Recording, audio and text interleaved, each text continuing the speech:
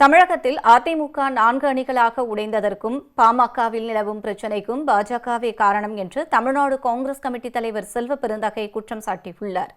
திருநெல்வேலியில் செய்தியாளர்களிடம் பேசிய அவர், வாக்கு என்பது ஒவ்வொரு தனி மனிதனின் அடிப்படை உரிமை என்றும் அந்த வாக்கு அதிகாரத்தை தேர்தல் ஆணையமும் பாஜகவும் சேர்ந்து பறித்து வருவதாகவும் கூறினார்.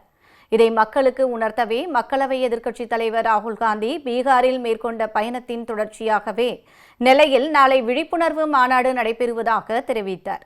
இன்று வாக்கை பறிப்பவர்கள் நாளை மக்களின் குடியுரிமையை பறிக்கவும் திட்டமிட்டுள்ளதாக அவர் கூறினார்.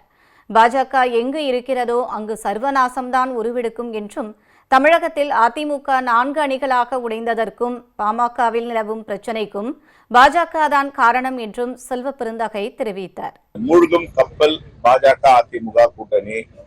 அதிமுக பாஜக கூட்டணியை தமிழ்நாடு மக்கள் ஏற்றுக்கொள்ள மாட்டார்கள்.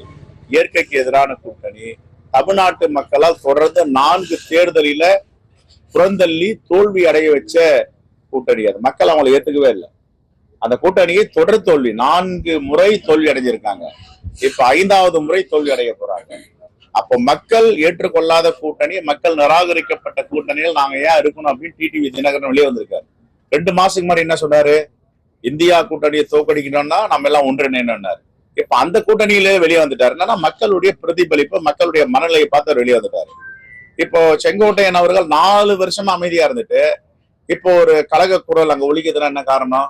அந்த கூட்டணி சரியா வராது, வெளியே வாங்கன்னு சொல்றாங்க. ஆகையால பாஜக எங்க இருக்குதோ அங்க சர்வ நாசம் தான் நடக்கும். அது எல்லா மாநிலத்திலும் நடந்திருக்கு. இப்ப தமிழ்நாட்டுல அதிமுக 4 அணியா இருக்கிறதுக்கு யாரு காரணம்? இபிஎஸ், ஓபிஎஸ், டிடிவி, சசிகலா 4 அணியா இருக்கிறதுக்கு யாரு காரணம்? பாஜக தானே.